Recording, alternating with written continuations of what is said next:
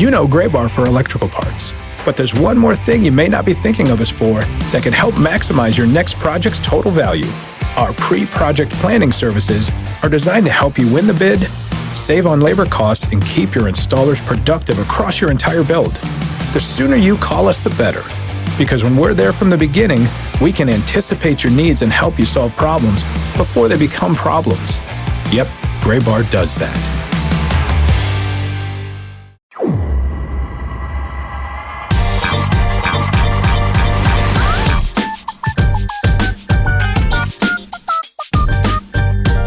Welcome into this week's episode of the Show Before the Show podcast, the official podcast of minor league baseball nearing the end of the month of August. My name is Tyler Mon, pleased to be joined in New York City by Benjamin Hill and no Sam Dykstra. Although I think he's going to join us later, but it's important to point out that he's not here, and so any stories about him that take off, we can't be held responsible for. Hi, Ben. Hi, Tyler. Yeah, it's just me right now. Sam was going to join us for our regularly scheduled podcast opening, but Carson Williams got called up, and that sent Sam into a tizzy. He had work to do regarding the call up of Carson Williams. So he said, "Don't blame me, blame the Rays." We're still going to blame you, Sam. Yeah, I would say Sam is certainly the one we have to blame. Not Are we not going to blame? Yeah, we're not going to blame the Rays. They're, Sam just has his priorities mixed up. That's fine. It's fine. We get it. No, we will be joined by Sam coming up here a little bit later on. And congrats to Carson Williams on being summoned to the big leagues by the Tampa Bay Rays. But we welcome you in for this week's episode of the Show Before the Show. We got a whole bunch to get to today, including our very first segment, Ben's Biz Banter, presented by Circle K, the official convenience store of minor league baseball. And Ben, you are back from the road and you are headed out on the road. A dispatch from the road and a preview of the road, all things the road. Not Cormac McCarthy or Jack Kerouac, but still some things about the road. Fire away. Yeah, I'm the Cormac McCarthy and Jack Kerouac of our times.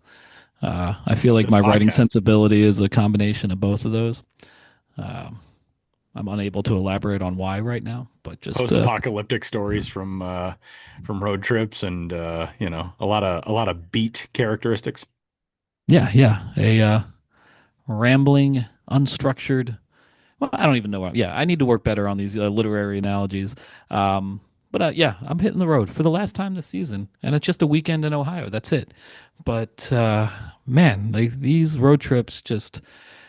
I don't travel as much as it seems the way I talk about it, but man, they take a lot out of me in my older age. And it's kind of weird just coming up on a final weekend on the road, which half of me is like, oh man, just, the rigmarole, all the flight and the hotels and the communicating with teams and the anxiety about whether it's going to work out or this will be the trip to where everything finally falls apart and I get exposed as the scam I've been all along. But that's not true. I'm a literary titan. But I'm going to Lake County. Lake County Captains in East Lake, Ohio, right outside of Cleveland. They're the high A affiliate of the Cleveland Guardians. I've been there twice before, and I'm like a cicada. I was there in 2011, then 7 years later in 2018, and now I'm going back in 2025 for my third visit to the Lake County Captains. So looking forward to that. They're under new ownership since the last time I've been there. Alan Miller, Collide Sports, and with a guy named Alan Miller at the helm. He also owns the Portland Pickles. He's brought a kind of more irreverent or flamboyant energy to the Captains in recent years, including the much ballyhooed toilet seats. So I think I'll get a chance to sit on those. A row of toilets that you can sit on during the game, sponsored by Roto-Rooter. They are not working toilets, so just watch the game in them. You cannot use them for other things. Then the Akron Arrows, one level up in the Lake County Captain system. That's where I'll be on Saturday, on August 23rd. And haven't been there for... I will say, that would involve a time machine because they haven't been the Arrows in quite some time. But wow. I think they did rock Arrows throwbacks recently. They did. I'm pretty sure. Man, they've been the Rubber Ducks for over a decade, and I just said Has it been that long? Yeah, because the last time I went to go see to the last time I went to Akron was way back in 2014, and they were the Rubber Ducks then. I think that might have been their first season as the Rubber Ducks, if I'm not mistaken. So I went there in 2011 when they were the Arrows, and then in 2014 when they were the Rubber Ducks. And now it's 11 years later, and I'm finally making it back. So Man, that's looking nuts. forward to seeing what's changed and what's stayed the same in Akron. And it's kind of a cool angle, too, because these are Cleveland affiliates. And these teams are located less than 1 hour from one another, and they're both located less than 1 hour from Cleveland. That is really cool. I mean, Eastlake, Ohio, where the Captains play, is probably less than half an hour. So Cleveland, and then their AAA is in Columbus. So you've got a real concentrated Ohio-based farm system for Cleveland, though there is the Lynchburg Hillcats, the anomalies. The one that outlier. Yeah, there's always an outlier, or usually an outlier. Yes, I'm looking forward to getting out there. Last time I went to Akron in 2014, it was the start of a trip, and I decided to drive there from New York City, and I got stuck in horrible traffic on Route 80 along the way. Came to a total standstill. I think there was a bad accident somewhere up ahead, and I started to get really concerned because I was getting later and later for the game, and I get anxiety about showing up to any ballpark at all, especially when it's a professional visit, wanting to get there plenty early. But on this one, I had agreed to be the goose in the world's largest game of Duck, Duck, Goose. So I'm calling Christina, their promo director at the time, being like, hey, I'm sorry. I hope to make it. And just deeply stressed out about getting to the game. And I got there like as it was starting, which for me is super late for a game. And so I said, I have some additional anxiety associated with Akron, but this time around, itinerary is different. All I'm doing is traveling from Eastlake, Ohio that day. I'll have plenty of time to make it to Akron. And that'll conclude my 2025 ballpark road trip travels. But of course, there is so much more material to come in all sorts of forms.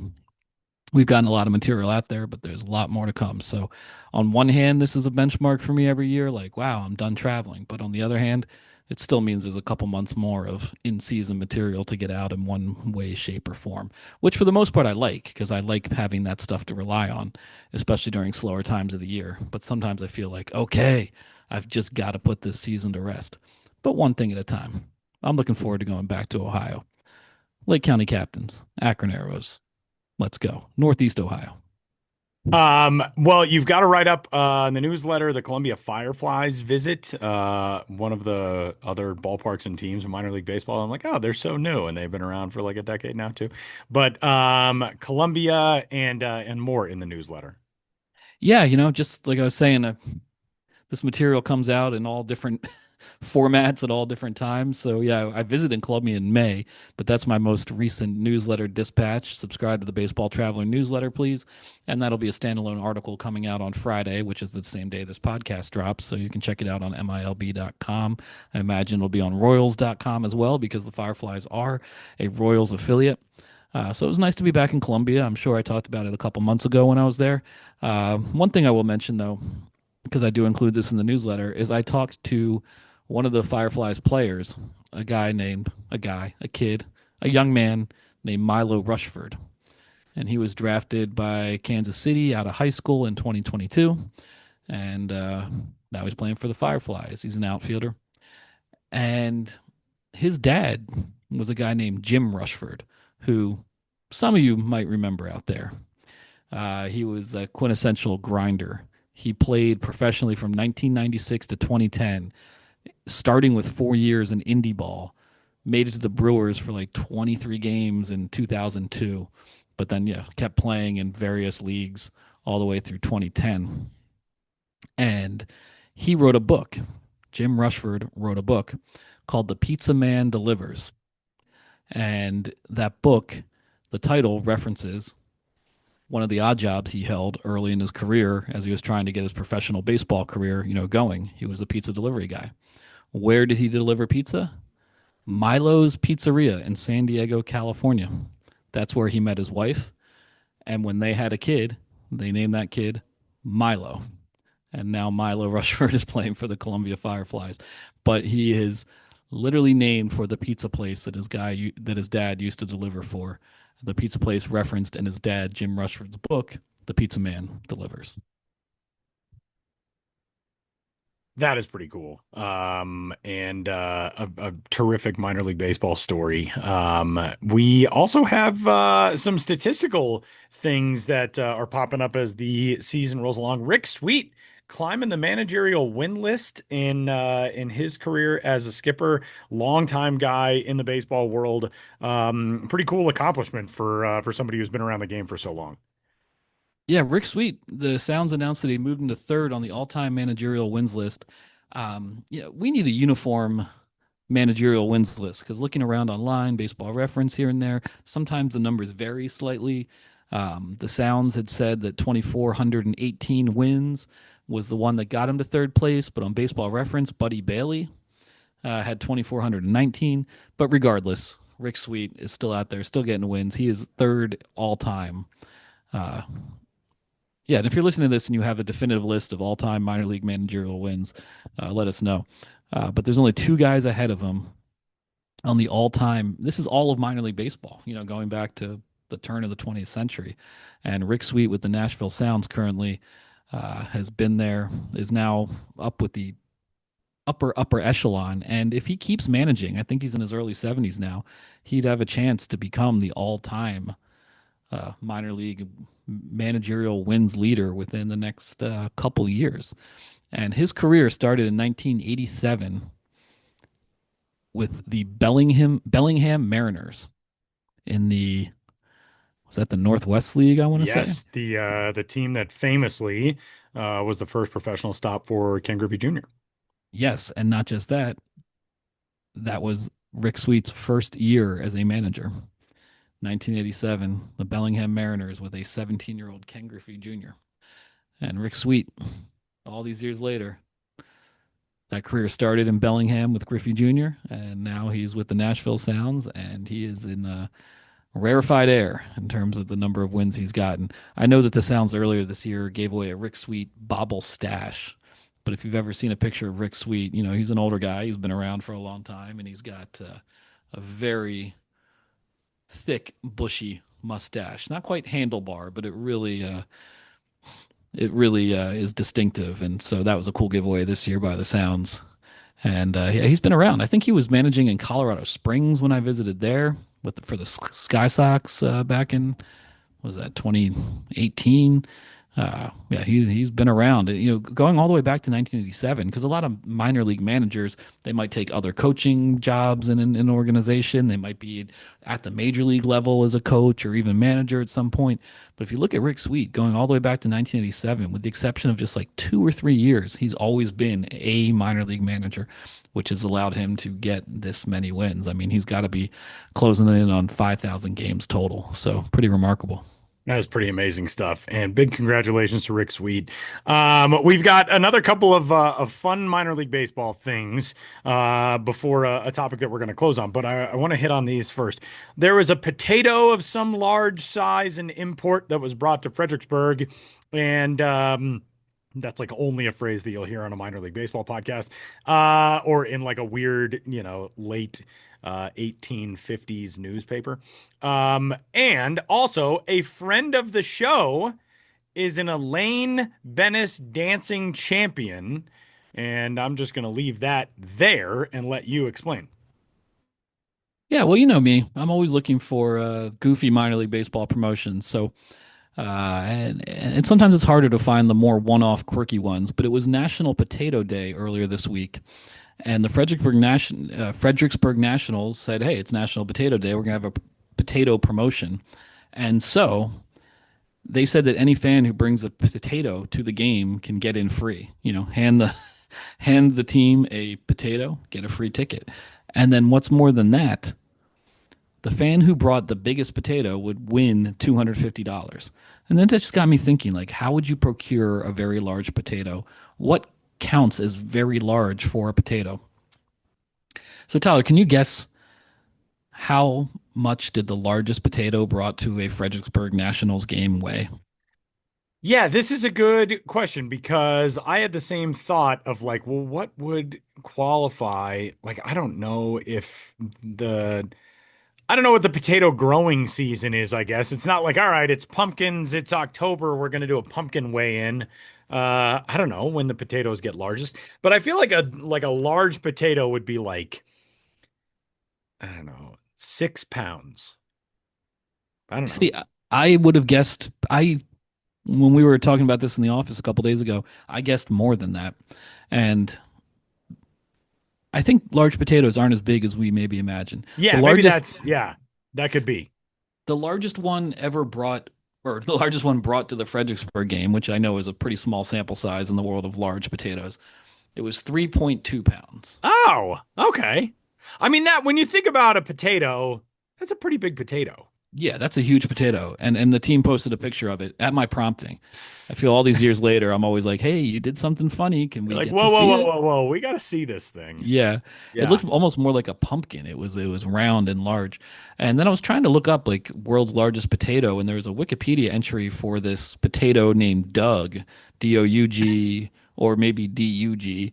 But then it turned out that Doug, who was about 10 pounds, was somehow they did DNA testing and he was like another member of the tuber family. It wasn't a real potato. Oh, it wasn't a So potato. It was a fraudulent tuber. yeah, so I don't really know what the biggest confirmed potato is of all time. But Interesting. shout out to Fredericksburg for just seeing a goofy national holiday, doing a goofy, easy to execute promotion. I believe those potatoes were brought to a food bank, including the 3.2 pound potato That's cool. that was brought to the game by Ezra and Maverick, who I believe were siblings, some kids, Good some big job. potato. Yeah, they went out and hunted down the largest potato. And then Tyler, as you alluded to, changing topics, friend of the show, Emma Tiedemann, broadcaster for the Portland Sea Dogs. We already knew she's a woman of many talents, but we didn't know this particular talent, perhaps. At the end of a Sea Dogs game recently, or perhaps it was in the middle of a Sea Dogs game and she was taking a break from being on the air, they did an Elaine dance contest, first popularized by the Brooklyn Cyclones on their Seinfeld promotions. Elaine being Elaine Bennis from Seinfeld, who famously danced in an episode of the show. Tyler, you're a bigger Seinfeld head than I am. I forget the specific episode, but the Elaine dance, pretty much everyone knows it at this point. So Emma took a break from her broadcasting duties, put on a rather Elaine-looking outfit, like big long dress, and busted out those moves, those jerky kind of finger snapping, uh, leg kick moves, and won the Elaine dance contest. So I look at that as a challenge to other broadcasters out there. I mean, yes, being good at your craft is the most important thing, but that's a secret talent that maybe not too many other people have because she was really nailing those moves. So one of the greatest out of the booth broadcaster accomplishments of the season, I would say. That is, if I was gonna put things to lead off my resume, Emma Tiedemann is one of my favorite broadcasters, one of the best broadcasters in minor league baseball. But if I won an Elaine dance-off competition, I might lead with that. Like even just as even if I was applying for jobs that were like if I wanted to change fields or if I just wanted to maybe I would just like lead off my Christmas letter to family with that. That's a pretty congratulations to Emma, who we know and love. And that I'm in awe of that. That's very cool. Yeah, season highlight here in the towards the end of the season. It's great to see. Check it out on social media, Portland Sea Dogs social media. It is very cool stuff. All right, Ben. Well, we are going to wrap up Ben's Biz Banter presented by Circle K with a story from the Texas League. The Double A Texas League has announced an initiative in which all of the teams in the league will wear special hill country uniforms to aid Kerr County, Texas flood relief efforts. Of course, Kerr County devastated by flooding on the 4th of July weekend, and just a horrible scene from Texas that entire stretch of time. The San Antonio Missions were kind of the ones to spearhead this. They wore jerseys of 4 high schools in the Hill Country for a game on August 9th, and now the whole league is jumping in on doing their part to support these relief efforts. Yeah, so there's 10 teams in the Texas League, and Tyler, like you mentioned, San Antonio already did their promotional night where they wore jerseys of 4 different local or hill country high schools who were affected by the flooding, and a lot of the money they raised went to help rebuild those fields and baseball programs and youth sports programs in general that were hurt by the flooding.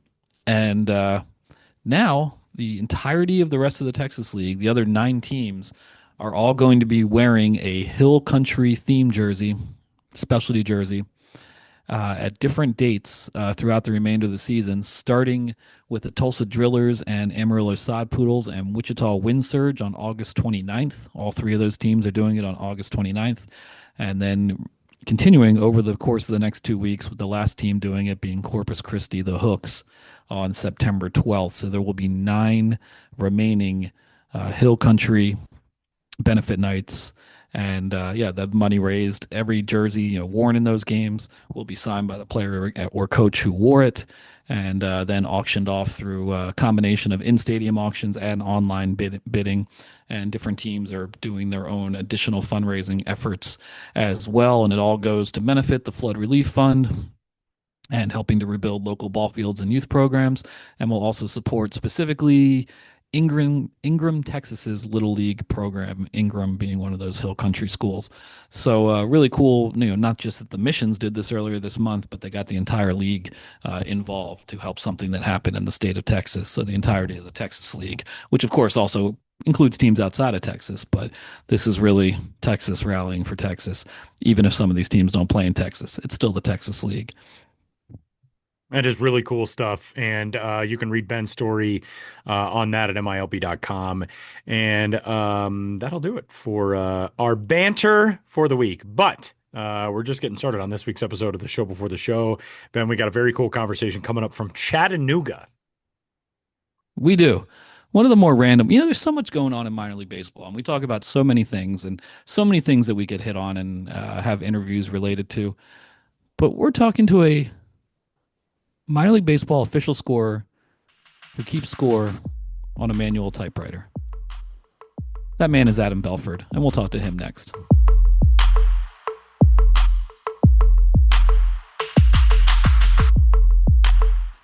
When you want your spring break to feel like and your kids' pool day to feel like and your hotel bed to feel like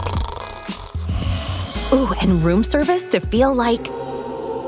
Because at Hilton, hospitality feels like. Your cabana's ready. Would you like fresh towels? It matters where you stay. Book now at Hilton.com. Hilton, for the stay. Here on the Show Before the Show podcast, we are joined by Adam Belford, who, among other things, is the official scorer for the Chattanooga Lookouts. But he's not just the official scorer. We invited him onto this podcast because there was a tweet earlier this week, last week, who knows, the days blur together, but a recent tweet, and it featured a picture of Adam in the press box, or really just behind Adam's shoulder, where he was keeping score on a vintage manual typewriter. So the official scorer at a minor league game doing it on a manual typewriter. So why bury the lead? I found that fascinating, and we said we should talk to this guy who's an official scorer and uses a manual typewriter. Who knows, untold other things as well. Anyhow, Adam Belford, thanks so much for joining us. Thanks for having me on. So where to begin? I mean, I looked at your Twitter profile a little bit. You are a stats guy in general, a record keeper in general. Mm-hmm. Yeah. My main job is I'm an athletic communications assistant at Lee University. So I have volleyball, both basketballs, softball, women's lacrosse, and the golfs. I keep stats for a lot of stuff involving those sports. And I do a lot of freelance stats as well for especially volleyball and basketball. But, it's a lot of fun at Lee. We have recently started hosting even the Division II softball national championship. And so just doing a lot of that, doing a lot of scoring for that, and seeing some of the wackier plays that even softball can bring with baseball because everything's so much smaller and compact. So yeah, I'm just a stats guy that loves to go to games. Like I'll go to a Braves game tomorrow and I'll take my scorebook with me because I don't think they'll let a typewriter in. But yeah, so in addition to everything you just mentioned, how long have you been the official scorer for the Chattanooga Lookouts? So I have been the official scorer since 2019. Kind of fell into the role after some things happened and just have enjoyed it ever since. Yeah, and well, I guess we'll just have to talk about the typewriter now. There's some other official scoring questions that might be good, but do you use this typewriter at every game to keep score? And tell us a little bit about this typewriter. So the typewriter, it is the first typewriter I've ever owned. One day back before the season started, I always go through and I always look up kind of score sheets to see if there's anything new coming out or anything like that, hey, I may want to use that sheet some this season. And I came across a blog post on the 3081 project, which, if you aren't familiar, does a lot of score sheets for major league parks. They have score sheets where the design of the park is on there and just a lot of cool stuff. And he had made a score sheet for a typewriter, and Tom Hanks used it at one of the games, at a Dodgers game. And so I loved that premise and didn't think much of it until we were actually at my main job at Lee. I walk into the studio for volleyball media day, and there's an old school manual typewriter. And I thought, this is sweet. So I started looking up how much they were, and I quickly realized that vintage typewriters are a lot more expensive than I realized on the secondary market.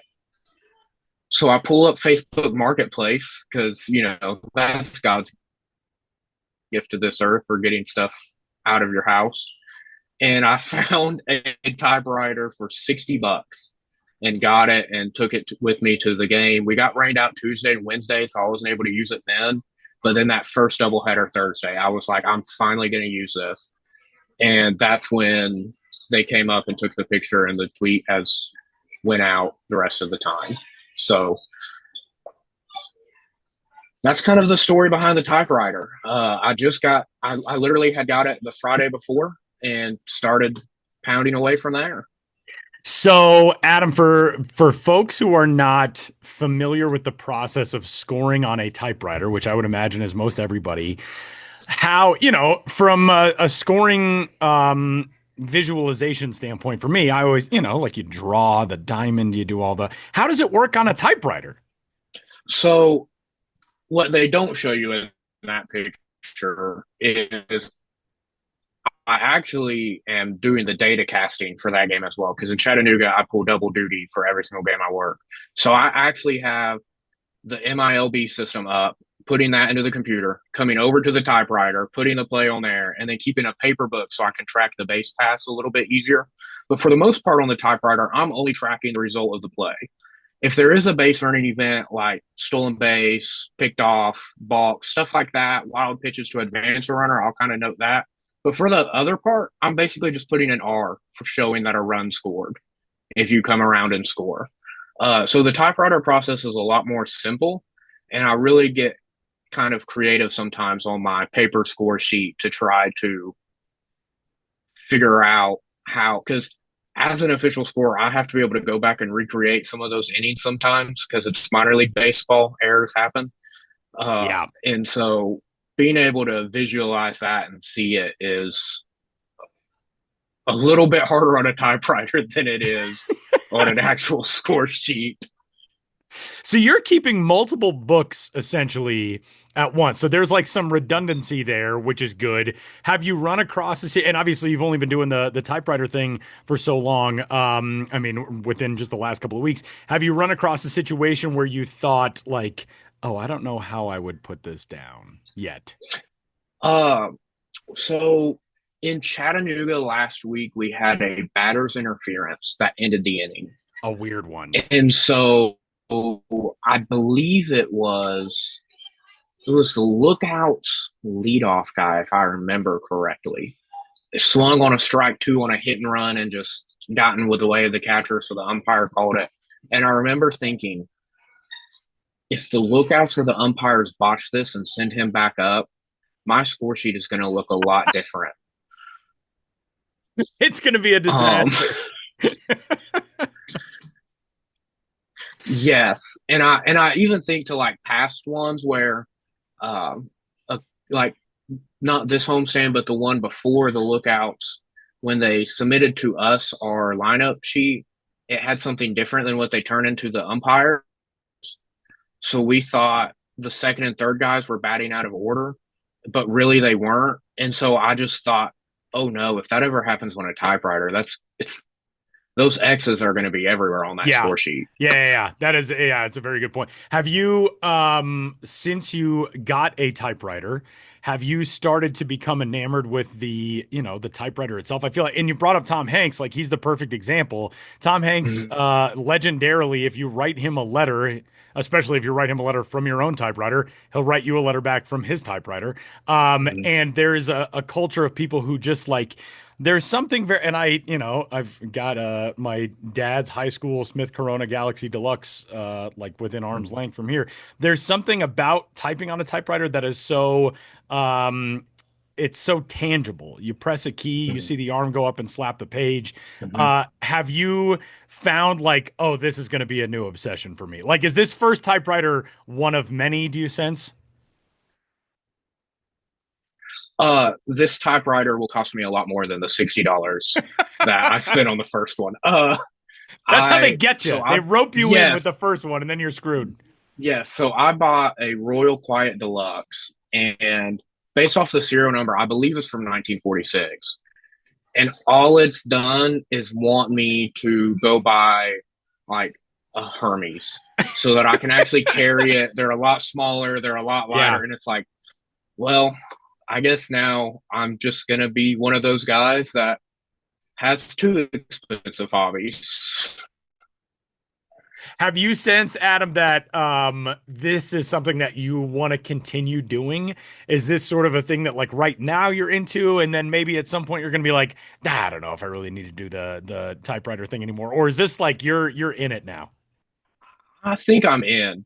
So we're getting a new stadium next season, and so I'm really excited to like bring something in there that is a lot older, that can kind of give it some character a little bit. And so all minor league stadiums have character, but the press boxes don't always. And so just being able to give it just a little bit of something that's just different enough that people can kind of relate to. And I've had a lot of people, oh my gosh, I learned to type on one of these. I was so glad I took a typing class with this. And so like it really helped me. And so I've learned as a younger guy, it also takes a lot of people back down memory lane in that process. That is awesome. And being a ballpark that's new, but a franchise and a city in baseball history that is so old, that's a very cool approach to that. It's not just the fact that the Lookouts are getting something new. That's one of the most historic franchises in all minor league baseball, one of the most historic baseball cities in America. That's really cool. Yep. We talk about Ingle Stadium all the time. And so you talk about the history of the Lookouts, and it is just one of those things where I'm sure it might have happened at some point in Ingle or any of the stadiums they've had since 1886, but it's nice that you can kind of give history that little high five as you do it. I love that description. Yeah, good way to put it. But then this is just about the job of official scorer for a minor league team in general. I remember writing an article about official scores years ago, and I think things have changed. But maybe 15 years ago, I remember hearing stories a lot about how the toughest part of the job was interactions with managers and coaches who were mad about the decisions you made. And I know the scorers had to like physically go down and hand that over, and they'd get a lot of sometimes they get some angry reactions because you're messing with one of their guys' ERA or batting average or what have you. Is it still like that? Is there an element of anxiety or stress in terms of the decisions you make, having to be, explain that or justify that to the teams in question?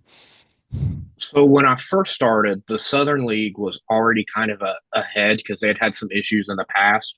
So the official score never, since I've been there, has never actually not supposed to have been taking down the box scores. You're supposed to hang out at the park, and then you either get a call from the PR person telling you, hey, you're all good, or you get a call of, hey, I'm handing the phone to such and such. They'd like to talk about a call. I've never really had instances where it's been awful. mostly because I take the approach of I'm fine if you have a question about it. I'm going to explain it. I'll probably take another look at it. But when I first started, Chattanooga didn't have MILB TV.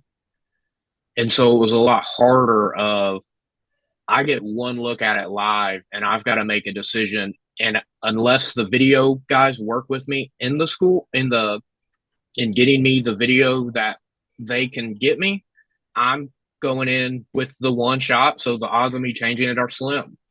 Now since COVID, it's really turned into you're not supposed to have a conversation with any of them. You just kind of make your decision, and if you want to change something within the 24-hour window, you can.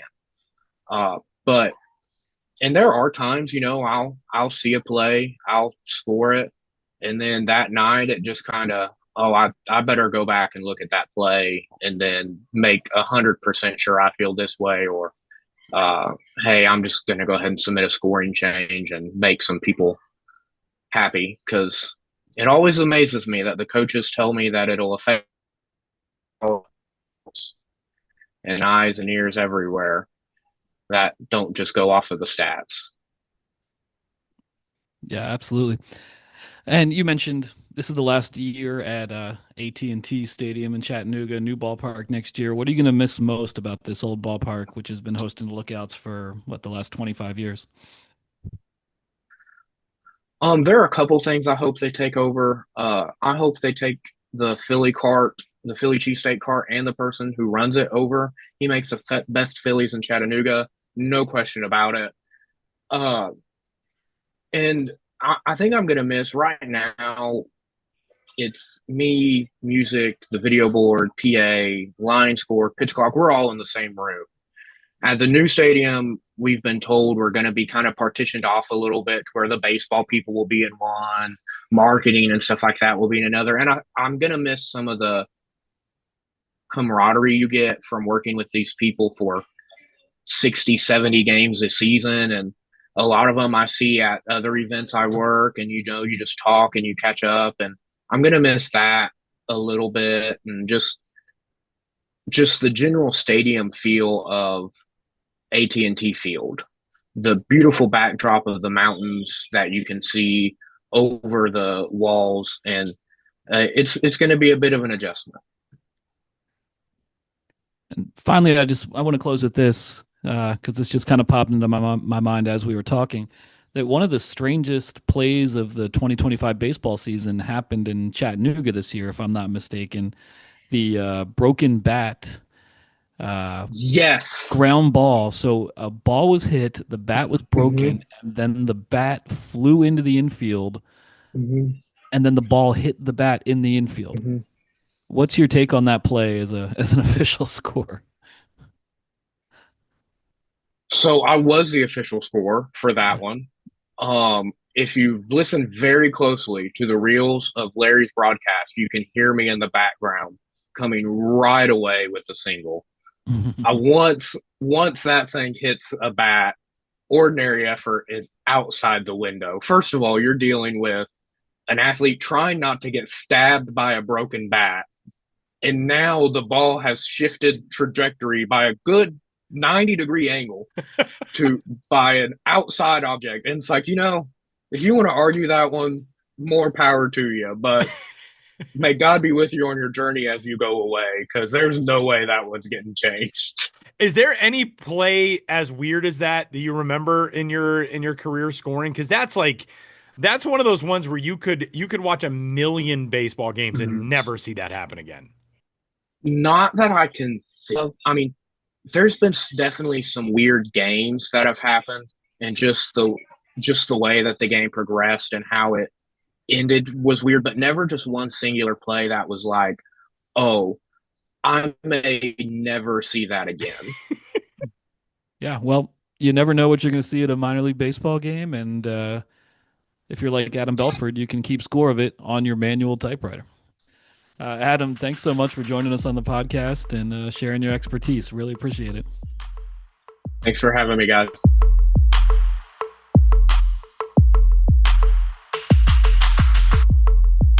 Pleased to finally see the smiling face of Sam Dykstra through the magic of the internet as we talk about some on-field stuff, prospect promotions. We got top talents moving up the ranks all over the place.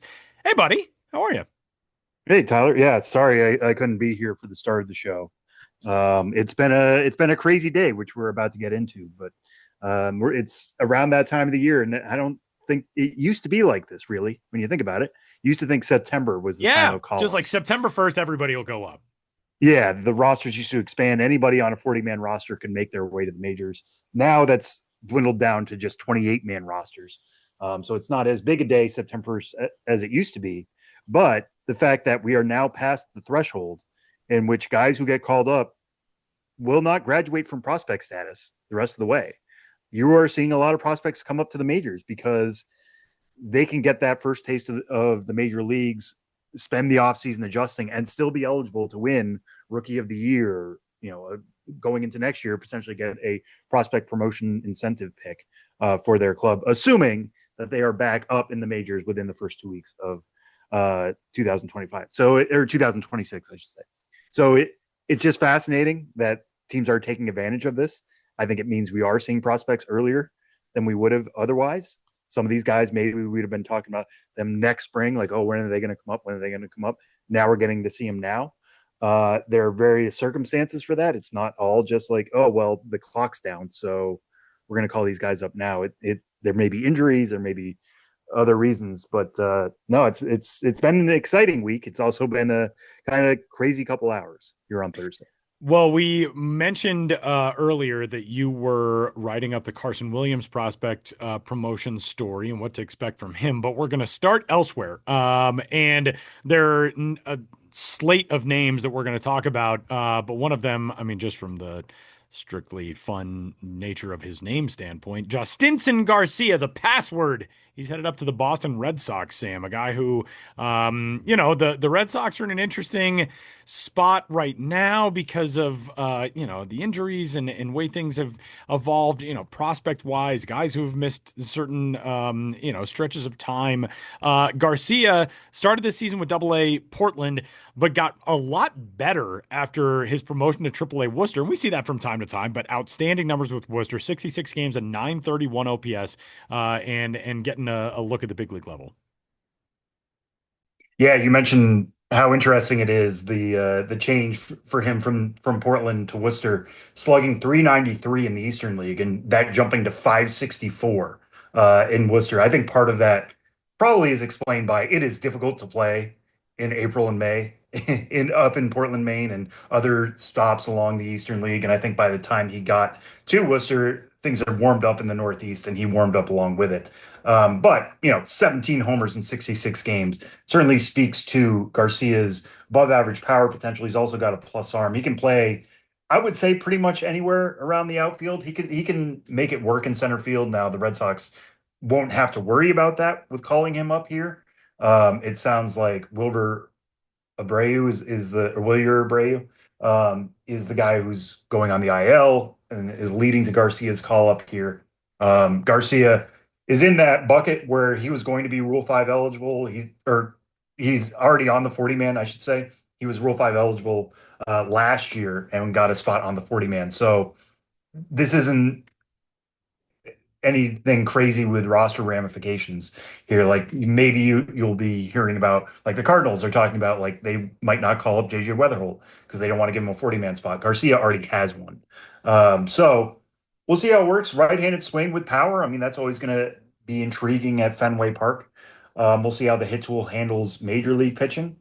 But we went from the Red Sox a while ago talking about, hey, we have too many outfielders. How are we going to make Roman Anthony work? To now Roman Anthony is probably the name you write in pen in that lineup every day as they're trying to secure a wild card spot. And they've got other injuries. Hopefully Cedar Rafaela can play more center field. They're also bringing up David Hamilton. Hamilton could play some second base that Rafaela's had to do here for a stretch. Rafaela might be the best defensive center fielder in baseball. So get him as much time out there as you can. Throw in Roman Anthony, Jaron Duran, Garcia. There'll be DH opportunities as well. I know your sheet is there too. This is, the Red Sox dream of being a good team. They want to be a good team. Good teams have depth. So when one of your best outfielders goes down, you can plug in a top 100 prospect. That's what they're going for here. We did a story that is one for every team earlier this week. I thought Peyton Tolley might be the one who brings excitement to Fenway Park, and it's Abreu's injury that has moved up that timeline for Garcia. So we'll see how things go from here. But I think this is, again, the Red Sox tapping into some depth. Hopefully they can keep it rolling and see how that right-handed pop plays at Fenway Park. All right, Sam, let's go to the Pittsburgh Pirates, where we have a couple of different storylines. But let's start things off with Bubba Chandler, who at times this season has looked like he is, sort of the next ace in waiting in that Pirates organization. And at other times this year, his last handful of starts has not been quite as impressive. What are your thoughts? It seems like we're going to get a look at him end of the week at the big league level finally. What are your thoughts on where Bubba Chandler sits right now and what to make of, especially the last month for him, really? Yeah, and I want to, tip my cap to my colleague Jonathan Mayo, who did a good piece about this. Because Bubba Chandler, if you just look at his pitches, if you look at his age for being at AAA, he might be the best pitching prospect in baseball. And in fact, that's how we have him right now. I mean, we have him at number 7 overall on our top 100. He's ranked as high as number 2, given the start that he had in April and May. And you look at his numbers from back then. I mean, in 11 starts in April and May, he had a 2.03 ERA, and he was striking out batters at 12.8 per 9 clip. Batters couldn't touch him. He had a 181 average against. The walk rate was a little high, but still, like, the stuff was playing. It was a fastball that he can, buzz 100 miles an hour, but it's exceptionally flat.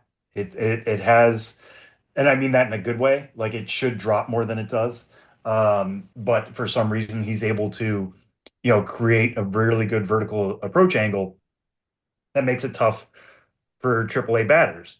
Then around June, from June on till now, he's got a 5.96 ERA and 3.06 batting average against. And part of that, according to Jonathan's piece, I think this is part of his theorizing, is that, we were talking in April and May about Bubba Chandler, like, oh, he's weeks away from getting called up. Like, the Pirates should be learning from Paul Skeens, and like, oh, we called him up when he was ready and he dominated immediately.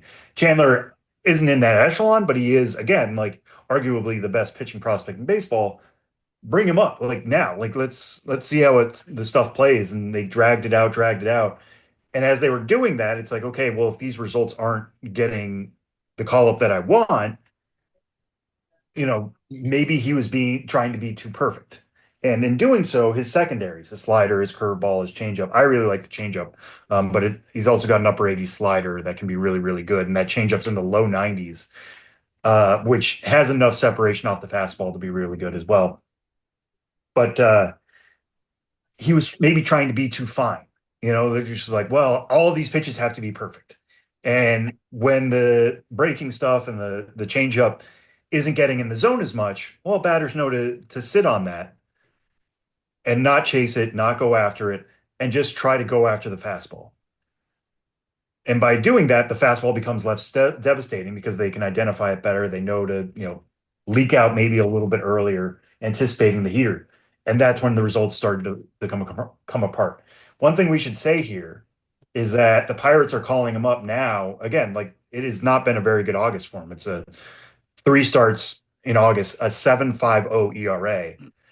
But they're calling him up to be a long reliever. And that's something they've done with some of their other pitchers, not Skeens, obviously, but it's a way of easing into the level, especially now when his confidence may be down a little bit. But he needs that exposure, and he needs that confidence boost too, I think. As somebody, and Alex Stumpf did a tremendous story on Bubba Chandler that I encourage everybody to go check out, and how competitive the guy is. I think his high school coach said, like, I know what I'm doing, and then this is going to sound hyperbolic, but like, he's got that Michael Jordan edge to him. Like, the second there's a score involved, he needs to beat you. And the fact that wasn't being rewarded earlier, he kind of needs to be fed a challenge. And now he's going to get one. The biggest challenge you could possibly get in baseball. How does he respond to this? And it's in a new role. Now, it's not going to be for one inning, so I don't think he's going to try to let it fly and get it up to like 102 or something. It's going to be over multiple innings. But at least that sets him up for a little bit more success than, like, you get to pick and choose where he's going to come into games, right? If he's pitching out of the bullpen, it's not, hey, your start's on Tuesday, go roll it out there, and that's just where your spot in the rotation is. If it doesn't work, you can work on stuff on the side with major league coaches. I'm really fascinated to see how this goes because his ceiling is ace level. You know, you can dream on Skeens 1, Chandler 2 for years. Yeah.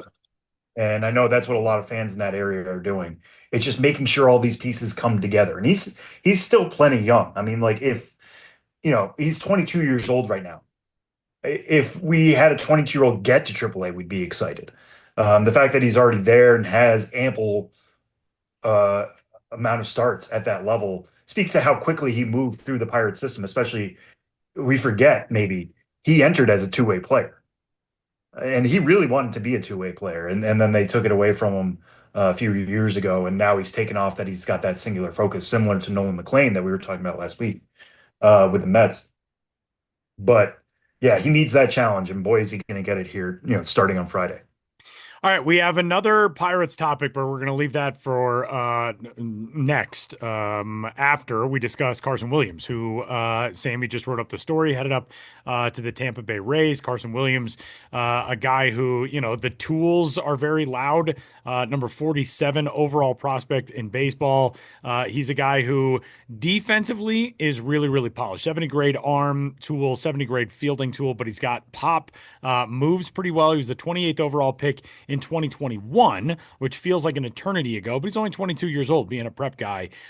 Give us the breakdown of what we can expect from Carson Williams. Yeah, I mean, he's exceptionally tooled up, and it's amazing when you think about what his baseball savant page could look like here in a little bit. And I know people love to see it in terms of the sliders now, and that's not entirely how baseball players should be judged. But there's a reason why he slid. I think he was in our top 10 to start the year. Now he's at number 47. It's because the strikeout concerns continue to pile up. Now he's at AAA. They've slowly improved over time, but his 34.1% strikeout rate is third highest among AAA qualifiers. And then if you look at his whiff rate, which is misses per swing, that's 38.7%, which is highest among AAA batters with at least 400 plate appearances. The guy's going to swing and miss a lot. That's just how it's going to go. But he's an exceptional athlete. He's got at least plus power. He's on his third straight 2020 season. So he's a good runner with good pop in that 6'1" frame. And he swings the bat exceptionally hard. I was diving into some of the bat speed data for him. And you think about like a fast swing is considered 75 miles an hour. He eclipsed or met that mark 298 times on recorded swings at AAA.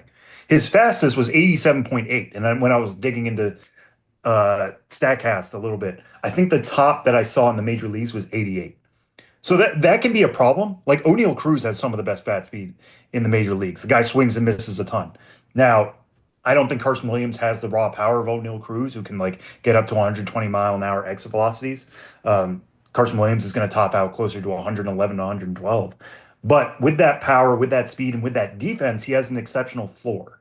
Like he could compete, to your point, Tyler, for multiple gold gloves, so long as the bat is good enough to get him everyday looks.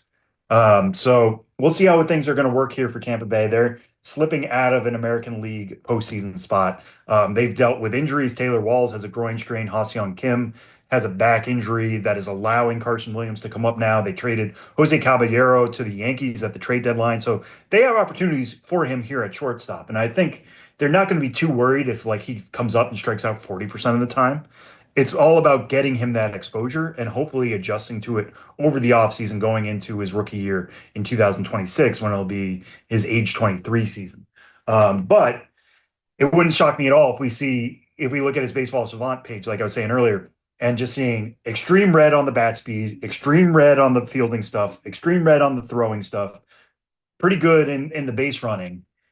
So he could end up being like a 2 to 4 win player just based off those tools alone. Is the bat going to be enough? Is he going to be able to get it in that strikeout rate in that 30 to 35% range, which is guys like O'Neal Cruz, James Wood lives in that area, Riley Green lives in that area, and you can still be valuable, but it's still a tall task for somebody who's never seen the major leagues before, who struggled against AAA pitching at times, especially in April, May this year. He did turn it around June, but the bloom is off the rose a little bit for Carson Williams. But four out of his five tools are good enough that there's still reasons to be excited in the Tampa Bay area. Okay, Sam, we're going to go back to the Pirates for one of two prospects to discuss right now. Two guys who have made a jump to the AA level, and one of those is the new top overall prospect in baseball, Connor Griffin, and the number 3 overall prospect in baseball now of the Athletics organization, Leo DeVries. Both those guys in AA, and both still teenagers. Connor Griffin, 19, and DeVries, 18. Yeah, this is fascinating on both counts to see them make the jump. I mean, Connor Griffin, he's ticked every box so far, right? That's why he's our number 1 overall prospect. Really good runner, really good thrower from shortstop. Can also play center field. The power has always been there back to when he was drafted by the Pirates in the first round last year. The question was, could he hit enough? Similar to Carson Williams in a way, except he's a bigger version of Carson Williams. Could he get, make enough contact to play into that power early on? It seemed like he was going to be kind of a long-term project. Well, that hasn't been the case. I mean, he, to his credit, has done an exceptional job at working at his hitting stance, shortening up, his load a little bit, being more direct to the ball, and that's made his contact rate much better than I think many evaluators and scouts thought it would be out of the gate. So he's cleared single A's, cleared high A. The Pirates realize what they have in him, another guy who is hungry for a challenge. So push him to Double A. There's only a few weeks left in the season. See how that goes. One of the youngest players to get there. But the youngest guy to get there is Leo DeVries. And Leo DeVries has run admittedly hot and cold this year between the Padres and A's system. And we've talked about him plenty recently because of his trade from the Padres to the A's in the Mason Miller deal. But after going to Lancaster, played 15 games there, slugged .518, had an .856 OPS, so was running hotter than he had recently with Fort Wayne. Now, I think he's another guy who, like, you look at his career to this point, skipped over the Dominican Summer League, skipped over the Arizona Complex League, and went straight to Single A last year. Had some injuries, but was on the upswing, played in the Arizona Fall League. I think the A's realized, like, hey, we may have not moved you this aggressively ourselves if we had signed you in 2024, but you're somebody who responds to challenges. And we want you to get that challenge now at Double A. Like, you need that. As much as I think they would love him to just burn the Midwest League to the ground the rest of the way, they also kind of understand the player and understand that he is at his best when, he's below the level and meets or rises up to meet the level. So we'll see how things go here for Leo DeVries the last few weeks of the season in Double A, Midland. But the fact that he is now the youngest player, he's only 18, he's turning 19 in October, younger than Connor Griffin, the same age as Jesus Made and Luis Pena, who we were celebrating going to high A. Now DeVries is a level above them. This is really impressive. Switch hitter.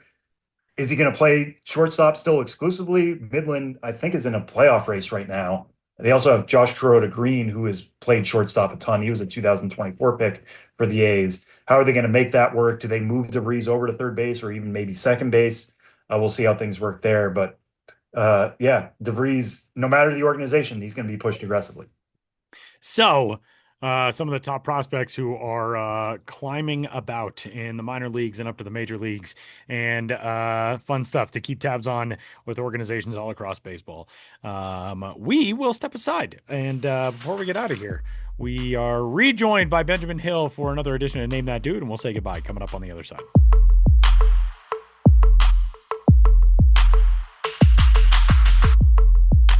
Final segment of this week's episode of the show before the show, but we are actually recording this before the segment that you just heard with me and Sam. And so it's our first look at Sam Dykstra today, and we want to salute. This is the last episode in which Sam will be in his the apartment where he is currently. And longtime members of the show before the show family may recall that like 5 years ago, I think. It might not have been that long. We made fun of Sam because in the background of where he sits in his kitchen to do the Show Before the Show podcast, he had multiple aluminum foil packages on top of his microwave. And it is now a week before he's moving out, and he still has multiple. You allege that these are not the same two They're not. aluminum foil boxes. Why so many? A and B, that's where you keep the aluminum foil next to on top of the microwave? Because next to the this probably Splenda. yeah, next to the Splenda, as is tradition. As is canon. As is canon. I have a character to maintain here. No, I mean, I don't know about you guys, but one of my biggest fears in life, and this probably says something about the life in which I live, is going to cook something in my oven and realizing I don't have the aluminum foil in which to cook it, and then just panicking for dinner. Huh. So I wouldn't that's call that what's one of going my on biggest fears in life. I wouldn't deem it that. Maybe that's just me though. No, did we lose him? This was such gold. I think we lost Sam. I think, Boo. put on your tinfoil hats for why did he just go away? What's the conspiracy here? Dang it. Foiled again. Okay, he's back now.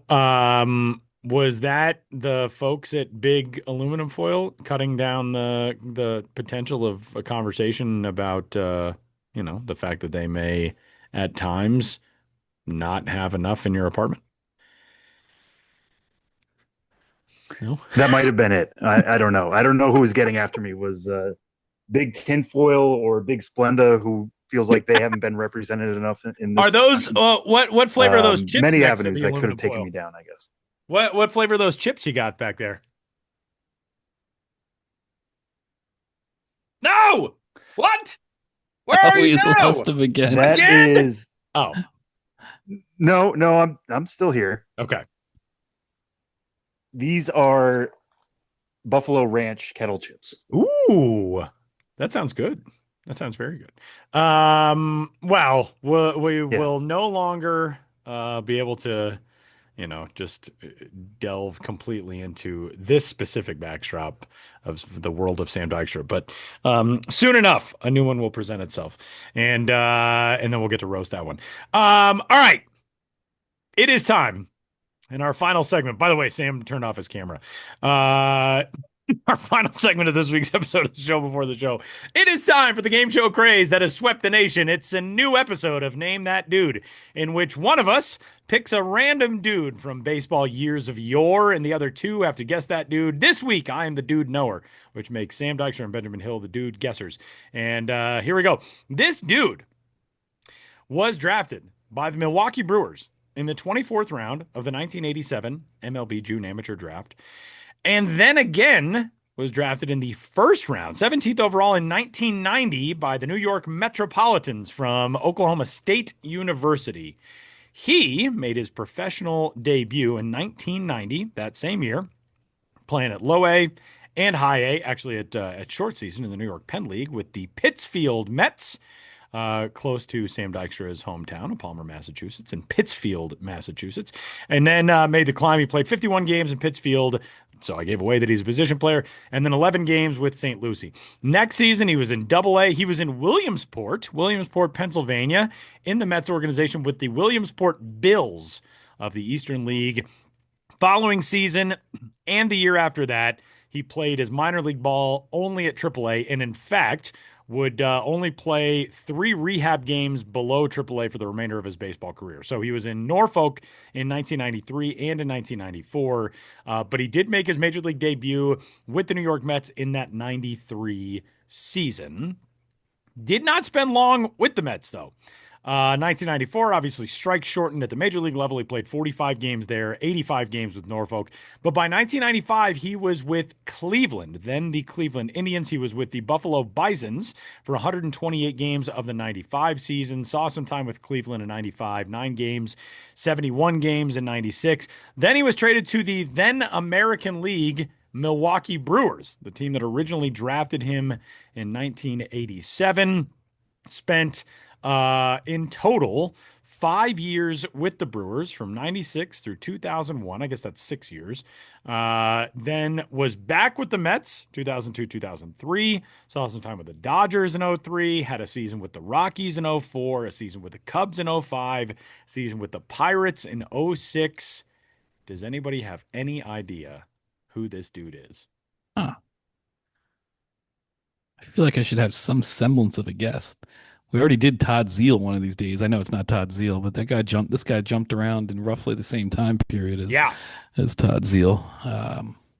What round was he drafted in again, Tyler? He was a first round pick, 17th overall in 1990. Oh. Out of Oklahoma State. Prior to that, 28th round, is that what we figured? 24th round in 1987 out of high school, but then went to college at Okie State, 17th overall pick in 1990.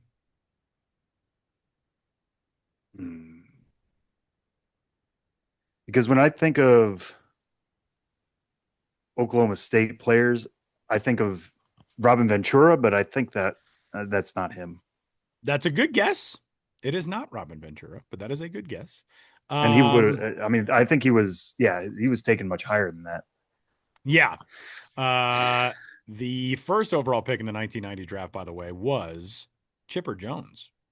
Chipper Jones, then Tony Clark by the Tigers, number 2, and then Mike Lieberthal to the Phillies is number 3. But it was not Robin Ventura.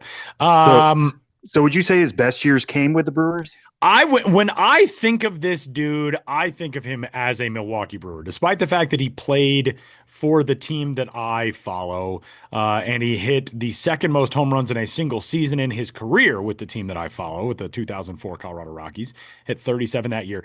But with the Brewers from 1997 to 2001, like a pretty solid major leaguer. He made an All-Star appearance in 1999. He finished in MVP voting. Oh, is this Jeremy Burnitz? It is Jeremy Burnitz. Oh, there we go. You got it, Sammy. You know why? Because I remember Jeremy Burnitz being like one of the most random All-Stars at that 99 All-Star game. Very random All-Star. But his season that year, I mean, extremely good. 270, 402, 561, the slash line that year. He walked 91 times against 124 strikeouts. The next year, he was even better in that regard. He walked 99 times against 121 strikeouts. But he strung together 6 straight really solid seasons with the Brewers. Over that time, he hit 165 home runs in his 6 seasons with the Brewers. And then those random spots with the Mets where he was with them at the start of his career, and then he was there in 2002 and 2003. I have no recollection of him on the Dodgers. He played 61 games there in 2003. But then was really good with the Rockies as a 35-year-old in 2004. He put up a 916 OPS, and from then, kind of went the way of an aging player in the final couple of seasons in his career. But Jeremy Burnitz, another just like very good player. Good dude. So there we go. That is this week's episode of Name That Dude. And that'll do it. We had some fun on this week's episode of the Show Before the Show. And if you would like to, of course, you can, as always, get in touch with us. Podcast at MILB.com. Send us your questions, your thoughts, your comments. And we will do our best to address them. For Sam Dykstra and Benjamin Hill, my name is Tyler Ron. Thanks for joining us. We'll catch you next week.